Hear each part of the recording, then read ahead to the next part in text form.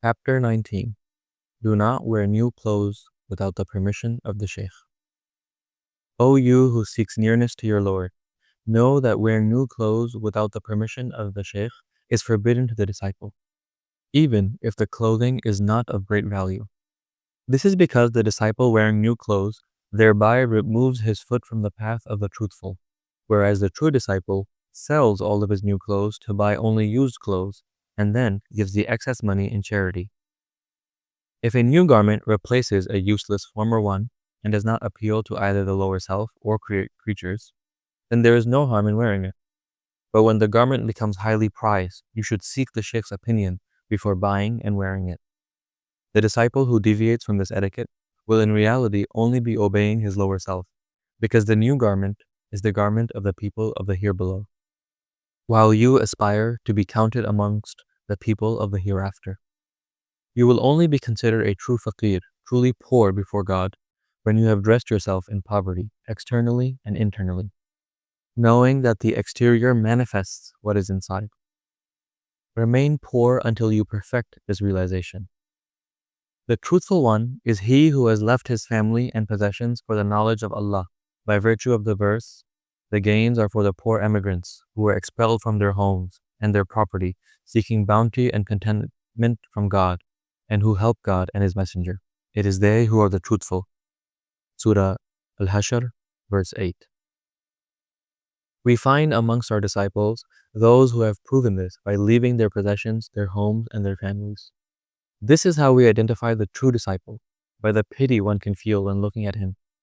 He is seen to have abandoned everything and owns nothing, neither nice shoes nor beautiful clothes, and his condition is such that it makes the miser generous and the proud humble. It is in poverty and humiliation that the disciples are loved.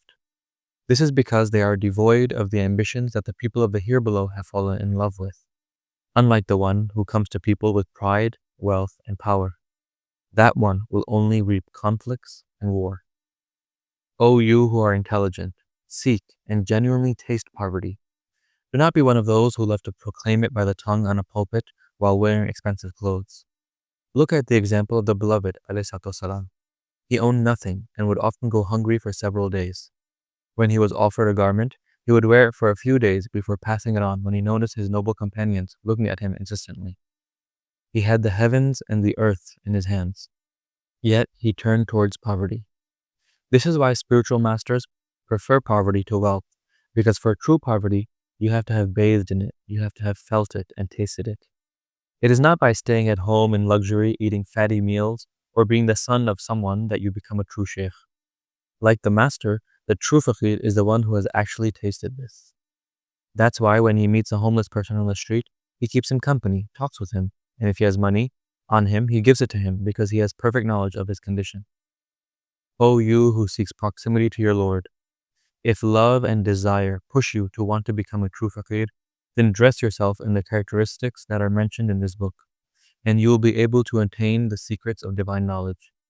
For even if you alone gathered the worship of all men and all jinn, you would not reach any understanding or any secret if you neglect these adab, these etiquettes, unless you fall and melt in the love of the people of Allah until you see none other than them. This would allow you to abandon them for all that you own. Poverty is the best act of piety. Therefore walk, dear lover, to the hands of a Shaykh who will alleviate the diseases of your heart. Disavow yourself of the love of the goods of the here below, for there are no greater causes of deviation from the path than these. If you succeed in realizing the state of detachment, your journey will be facilitated, for it is only through fire that gold is purified. Be patient, may Allah have mercy on you, until the Shaykh frees you from the weeds that prevent you from growing properly. Your seed will then be able to germinate to become a plant that blooms and produces beautiful fruits. اللهم صل وسلم وبارك على سيدنا محمد وعلى آل سيدنا محمد كما صليت وسلمت وباركت على سيدنا إبراهيم وعلى آل سيدنا إبراهيم في العالمين إنك حميد مجيد.